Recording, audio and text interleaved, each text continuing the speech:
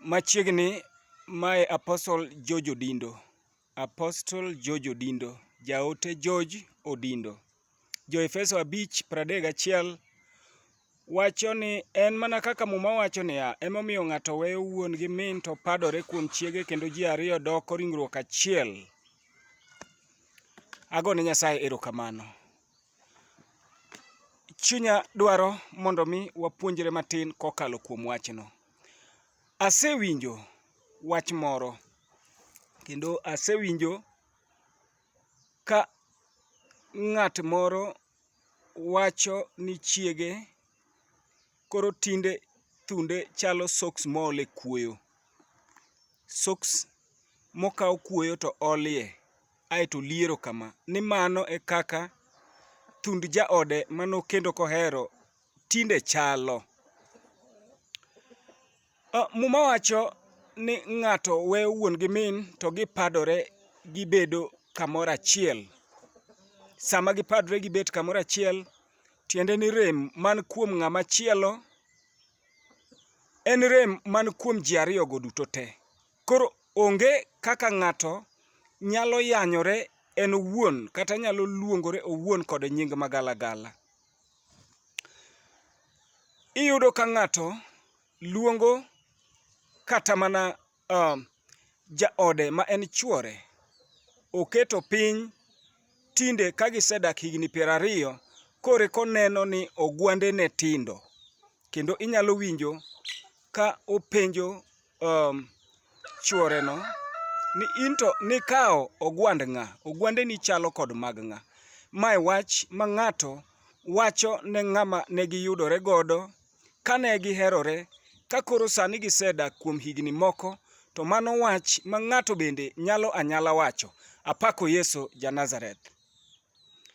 Ka ng'ato oseweyo min gi wuon, gipadore gibedo gimoro achiel, gibedo ringruok achiel, gibedo e twech achiel, gima rem kuom ng'ama chielo bedo ni en rem kuom nyawadgi machalgo ma en godo. Miyo e kinde ma ji odak to nyaka wapuonjre bedo ka warwako rem ma ng'at machielo nitiere godo.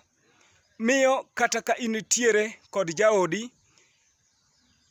kendo un kode, obed en jaodi mamiyo, to kamoro Nyasaye ne ok omiye sura ma kata ka oa gi kucha to ng'ato nyalo we ni odok, to kuom adiera obiro. Ng'ato paro nodok nikech chienne kod mbelene chalre. Ok inyal pogo mbelene kod chien. Kendo ng'ato nyalo wacho ni ouma ka ng'ane nokendo dhako mararacha ma mbelene chal kod chienne. Sama useriworu mubete achiel, koro un ringruok achiel. Richo man kuom ng'ama chielo nyalo bedo kuomi, kendo ok inyal kawo mano ka gima iyanyo godo ng'ama chielo nikech unie ringruok achiel. Mae biro miyo anyalo wacho ne ng'ato ni kifwenyo kata ni jaodi lake omukore ka koro osebedo ng'ama duong', koro kik iluonge ni rafuok, luonge ni rambanya. Kendo kata korandere to kik iyanye nudhero kata noran, luonge ni rapudo. Bende ka samoro en ng'ama miyo ma tiendene tindo, luonge ni ragwel. Ka samoro en ng'at ma ne ok odongo, en miyo manyadundo, koro iluonge ni nyaduse. To ka en miyo machwe ahinya ma chweneno bende ok mori, to koro luonge ni en dada mopugno, mondo mi rem ma ng'at machielo nigodo ei dak irwake. To nikech Muma wacho ni ji ariyo padore to bedo ringruok achiel. Apako Yesu ja-Nazareth. Chunya ogo erokamano ne in miwinja e channel ni, kendo chunya opako Nyasaye.